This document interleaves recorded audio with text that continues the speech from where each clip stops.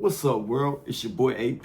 This is AP's NBA Daily Picks. And in this video, I'll be breaking down the Brooklyn Nets versus the Orlando Magic. They're giving Brooklyn plus 14.5, and the over and under is 226.5. On the injury report for the Nets, we got Day'Ron Sharpe. He's a game time decision. Cam Thomas is out. Haywood Highsmith is out. And for the Magic, we got Paolo Banchero out. He got hurt on his birthday in Madison Square Garden. Man, he didn't play the full game. He only played 10 minutes. And Mortis Wagner is out for the Magic also. Just looking at the team records, the Brooklyn Nets are 1-10. They're 1-4 on the road. And the Orlando Magic are 6-6. They're 3-3 at home. Let's look at the schedules. The Nets,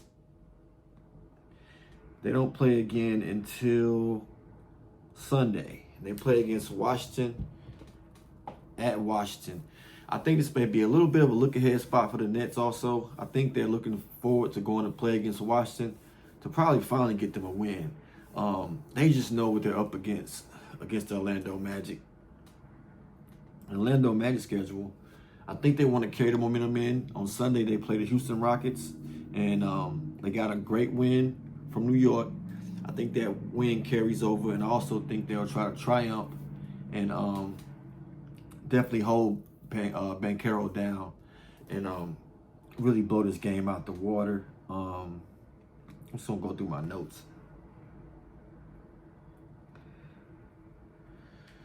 So I think people are going to see this 14.5 point spread and immediately jump on the Nets, thinking the line is overinflated because Paolo Banchero is out. I think that's a trap. I'm looking at this game from the exact opposite angle. Banchero's injury combined with the Nets' total collapse make this a perfect spot for Orlando at home to really, really run the score up. You know what I'm saying? Put some numbers on the board. The Nets' identity. The Nets don't have one. They're 1-10 on a 3-game losing streak and just got beat by the Raptors by 10 points and blown out by the Knicks by 36. Orlando just beat the Knicks. They have a 30th ranked defense in the NBA, and they are 29th in field goal percentage. Now they're also missing their one consistent high volume scorer, and that's Cam Thomas. He's out. Their offense is now 100% relying on Michael Porter Jr. He's taking 25 shots, and that offense is predictable right there. So you can bet your bottom dollar at Orlando Magic, they're going to send some people at Michael Porter Jr. He's shooting 25 shots, so no props are out.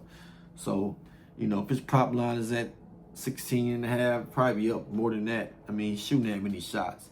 He can get over his points, but I think it's going to be very, very tough. And you're also looking at blowout potential.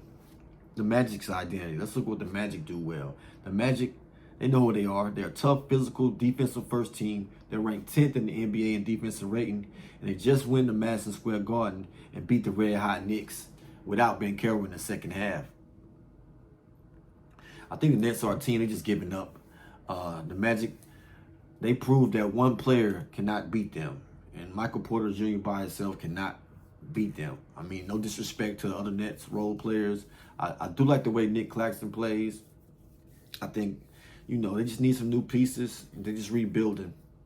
So I'm leaning. I haven't pulled the trigger on this yet, but I'm leaning towards the Orlando Magic right now. The Orlando Magic. Let's go dive deeper into what players' usage rate is going to go up with Paolo Banchero being out. Now, in my opinion, Franz Wagner, he becomes the number one option. I think his usage rate will spike from 25% to well over 30%.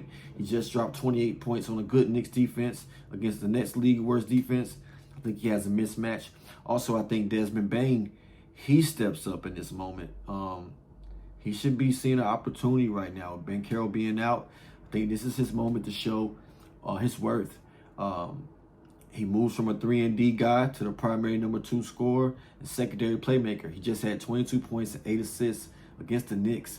His assist numbers in particular will climb as he starts to kind of run the offense.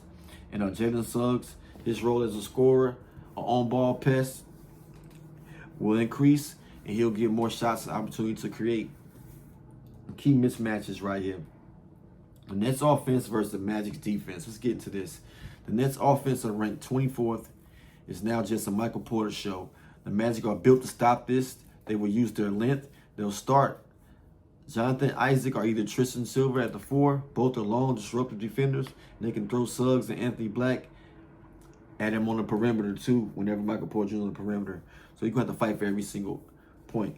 And the Orlando Magic got some pretty good shot blockers. They got Goga Batazzi's averaging 1.3 blocks. Wendell Carter's averaging 0.8 blocks per game. And Jonathan Isaac is averaging 0.4 blocks per game in 9 minutes.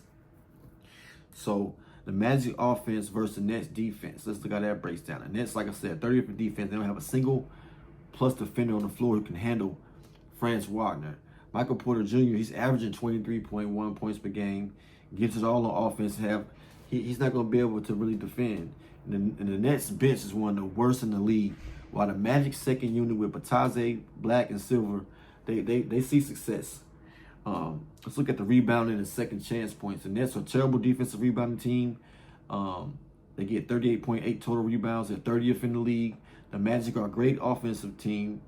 The Magic are a great offensive rebounding team. They're 13th.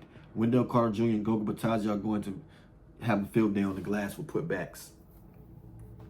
So some player props I like in this game. Like I said, the lines aren't out yet. I want to see the lines and how they are. But if I can get a PRA for Wagner at like 32.5, I'll take that. I like Franz Wagner PRA. I think he's going to do a little bit of everything. I like Desmond Bane's points and assists. He's going to facilitate the offense. I think he's going to have to step up and score. Wouldn't mind sprinkling a little bit on Wendell Carter Jr. double-double. I can see him getting up 10 points, 10 rebounds in this game. And while Michael Porter Jr. will struggle, I just can't do anything with the Nets. If I had to, I just think that the Orlando Magic gonna make it tough for him. I would take Michael Porter Jr. unders, and also Nick Claxton under his points and rebounds. That's just a lean, but maybe my favorite pick in this game would be probably the point spread is way too high, but if I had to go one way, I'm gonna go with Orlando Magic.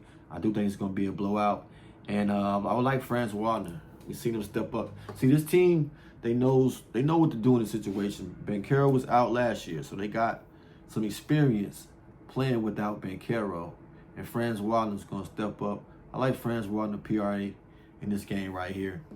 And that's pretty much it, man. This brings me to the end. Thank y'all for tuning in. Like, comment, and subscribe. And oh yeah, yesterday I was 2 for 3. Got the Hawks right. Got the Suns right. Just misread the board on the Cavs. I should have knew better. The Cavs were on a back-to-back. They don't know what to do with their rotation. They resting players, putting players in, throws them off the rhythm. Toronto, pretty consistent unit. Gotta watch for teams that are consistent. You know what I'm saying? And in this game, I think Orlando Magic, they are a consistent team. Like I said, please y'all comment bag season in the comments, man. You know what I'm saying? Like always, health, wealth, and love to all. You know what time it is. Bag season.